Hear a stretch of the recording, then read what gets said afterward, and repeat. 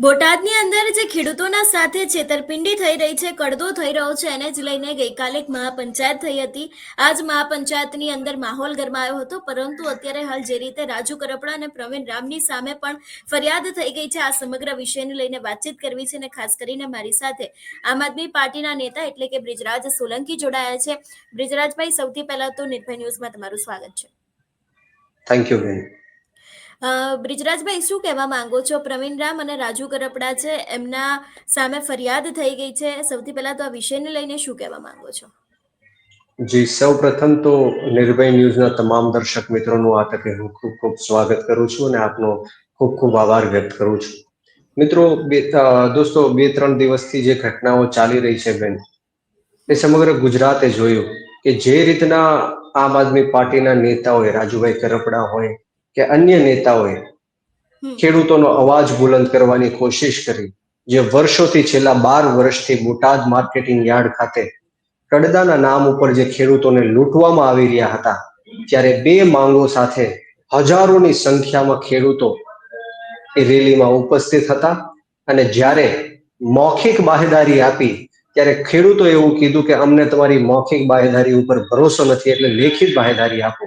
પરંતુ લેખિત બાહેદારી ન આપી અને ત્યારે ખેડૂતોએ નિર્ણય કર્યો કે અમે આજની રાત જ્યાં સુધી અમને ન્યાય નહીં મળે ત્યાં સુધી અમે અહીંયા જ બેઠા રહેવાના છીએ. ત્યારે ગેરબંધારણીય રીતના જે રાજુભાઈ કરપડાની અને અનેક ખેડૂતોની લાઠીચાર્જ કરીને ખૂબ જ ઉગ્રતાથી પોલીસના મિત્રોએ ભાજપના ઈશારે એમની ધરપકડ કરી. અને ત્યારબાદ જ્યારે સમગ્ર મામલો ફૂલ ગરમાઈ ગયો, ત્યારે પરમિશન પણ આપવામાં ન આવી, ત્યારે રાજુભાઈ કરપડા દ્વારા અને આમ આદમી પાર્ટીના નેતાઓ દ્વારા એક મહાપંચાયતનું આયોજન કરવામાં આવ્યું. એની પણ પરમિશન ન આપવામાં આવી અને 5 કિલોમીટર દૂર હળદર ગામ ખાતે જ્યારે આ મહાપંચાયતનું આયોજન થયું, ખૂબ જ શાંતિપૂર્ણ રીતના ગાંધી ચિંધ્યા માર્ગ ઉપર આ જ્યારે મહાપંચાયત ચાલી રહી હતી, ત્યારે પોલીસની ટોળકી આવે છે અને કંઈક ને કંઈક ષડયંત્ર રૂપી પથ્થરમારો ચાલુ કરાવે છે. અને જ્યારે હજારો નિર્દોષ લોકો ઉપર લાઠીચાર્જ ક્રૂરતાથી, બર્બરતાથી થાય છે, લોહી લુહાણ કરી દેવામાં આવે છે, નિર્દોષ લોકોના ઘરની અંદર ઘૂસીને દરવાજો તોડીને બહેનો દીકરીઓ અંદર હોવા છતાં એમની સાથે પણ અન્યાય અને અત્યાચાર કરીને એમને ખૂબ મારવામાં આવે છે, લાઠીચાર્જ કરવામાં આવે છે, ટીયર ગેસો છોડવામાં આવે છે.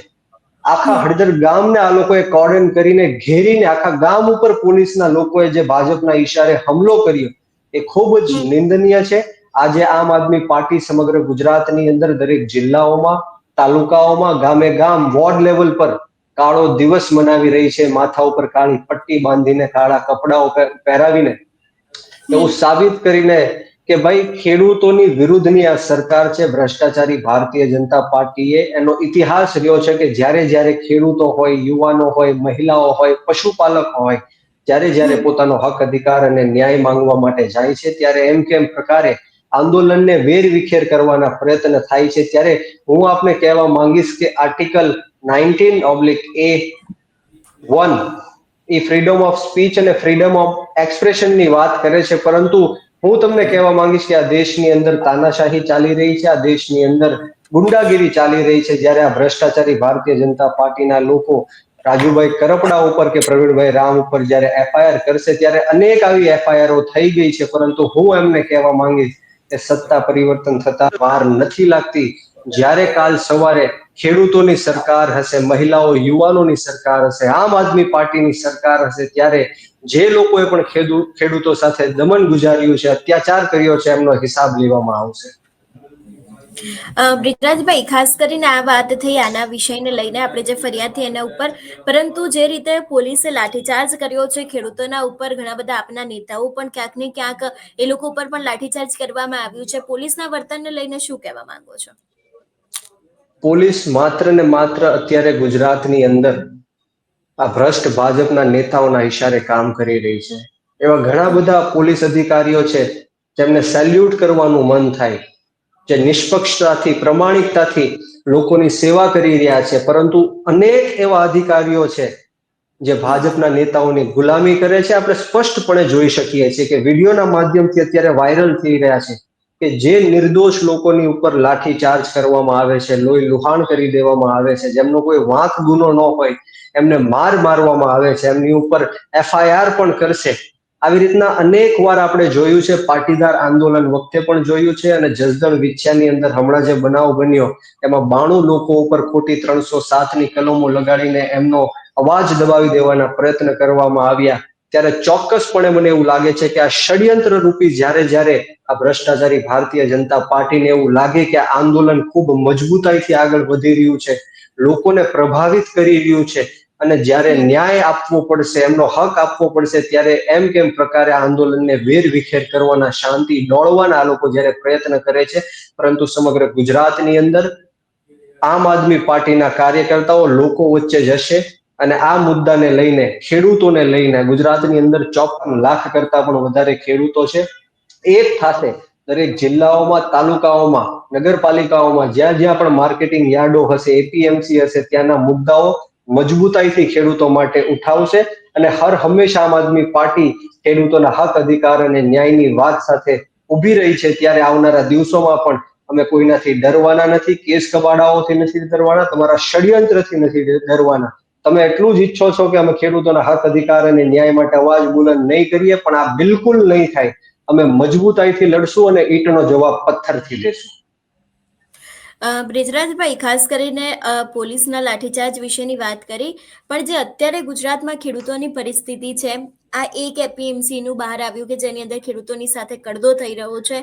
ખેડૂતોના પરિસ્થિતિ વિશે શું કહેવા માંગો છો? કારણ કે તે લોકોને કપાસમાં પહેલા કંઈક ભાવ આપવામાં આવે, એ બાદ કંઈક ભાવ આપવામાં આવે, એના કારણે સમગ્ર વિવાદ સામે આવ્યો છે. તો અત્યારે હાલ ખેડૂતોની શું પરિસ્થિતિ છે ગુજરાતમાં?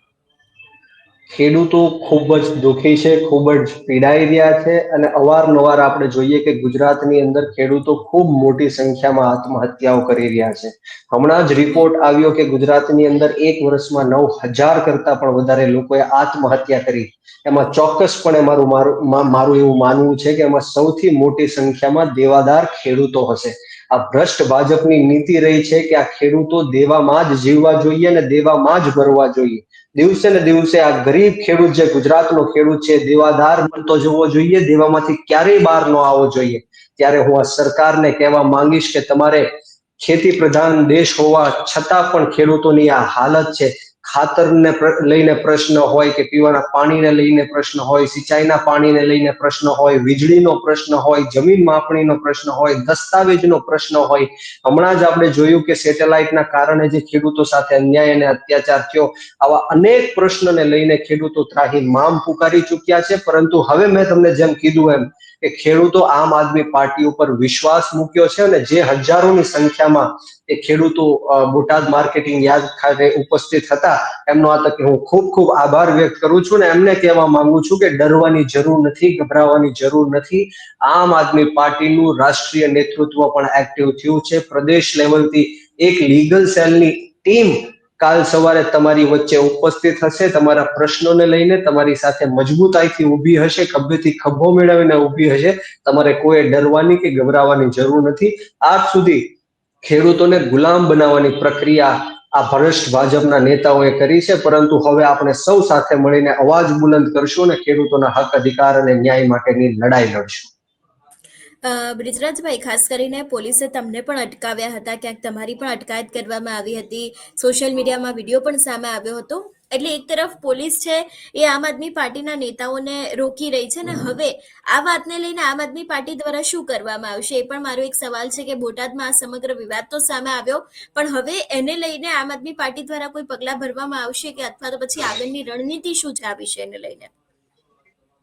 ભ્રષ્ટ ભાજપના નેતાઓ ડરીને, ગભરાઈને જ્યારે બોટાદ ખાતે મહાપંચાયતનું આયોજન કરવામાં આવ્યું હતું, કે માર્કેટિંગ યાર્ડ ખાતે ખેડૂતો બેઠા હતા, ત્યારે સમગ્ર ગુજરાતના આમ આદમી પાર્ટીના મુખ્ય નેતાઓને અને કાર્યકર્તાઓને ડિટેઇન કર્યા હતા, એરેસ્ટ કર્યા હતા.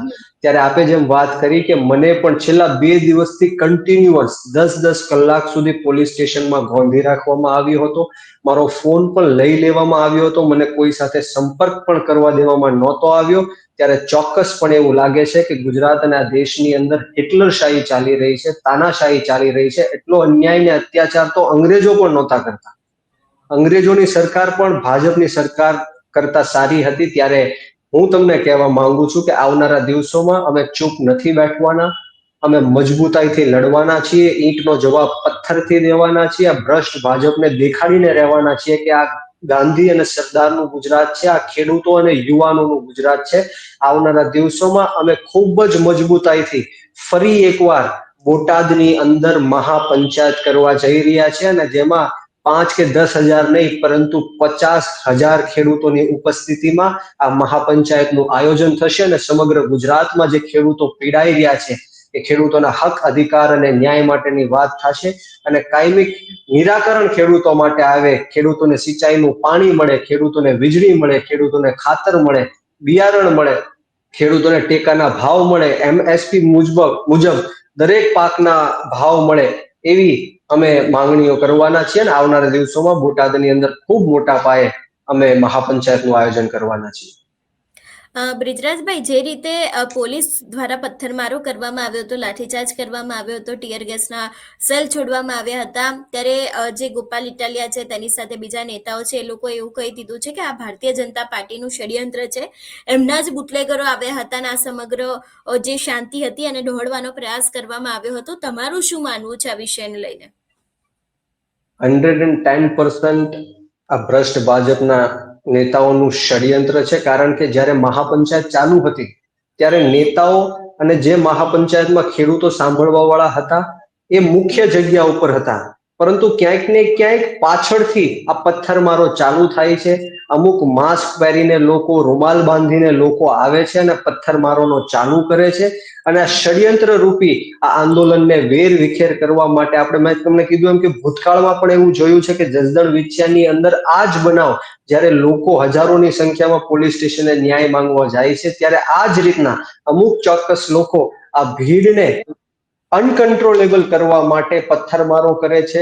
ત્યારે પોલીસના લોકો લાઠીચાર્જ કરે છે અને ખોટા કેસો કરે છે. ત્યારે બોટાદની અંદર પણ ક્યાંક ને ક્યાંક ભાજપને એવું લાગ્યું કે આ જે આંદોલન છે આ ખૂબ જ સમગ્ર ગુજરાતની અંદર મજબૂતાઈથી આગળ વધવાનું છે, એટલે ષડયંત્ર રૂપી ખોટા કેસો કરીને આને ડામી દેવાના પ્રયત્ન કરવામાં આવ્યા. અમારા નેતાઓને ડરાવી ધમકાવીને કેસો કરવાના પ્રયત્ન કરવામાં આવ્યા. ત્યારે હું ચોક્કસપણે માનું છું કે આ ભ્રષ્ટાચાર ભારતીય જનતા પાર્ટીની નીતિ છે, અને ભૂતકાળમાં પણ આવું ભ્રષ્ટાચારી ભારતીય જનતા પાર્ટીએ કરેલું છે.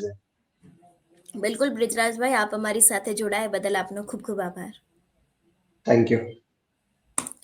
જે રીતે બોટાદની અંદર કડદાકાંડ સામે આવ્યો હતો અને ખાસ કરીને આપણે જે પ્રમાણે જોયું એ પ્રમાણે કે ખેડૂતો છે એ લોકોની સાથે જે લાઠીચાર્જ કરવામાં આવ્યો હતો એ વાતને લઈને હવે ક્યાંક આમ આદમી પાર્ટી છે તે પણ આગામી દિવસોમાં લડશે એવી વિગતો સામે આવી છે. બ્રિજરાજભાઈ સાથે સીધી જ વાતચીત કરી, એમને પણ આમ આદમી પાર્ટીની રણનીતિ શું છે, રાજુ કરપડા ઉપર અને જે પ્રવીણ રામ ઉપર ફરિયાદ થઈ છે એના વિશે પણ ઘણી બધી વાતો કરી. તમારું શું માનવું છે આ વિષયને લઈને અમને કમેન્ટ કરીને ચોક્કસ જણાવજો. તેની સાથે અમારી ચેનલ નિર્ભય ન્યૂઝ ને લાઇક, શેર અને સબસ્ક્રાઇબ કરવાનું ભૂલશો નહીં. નમસ્કાર.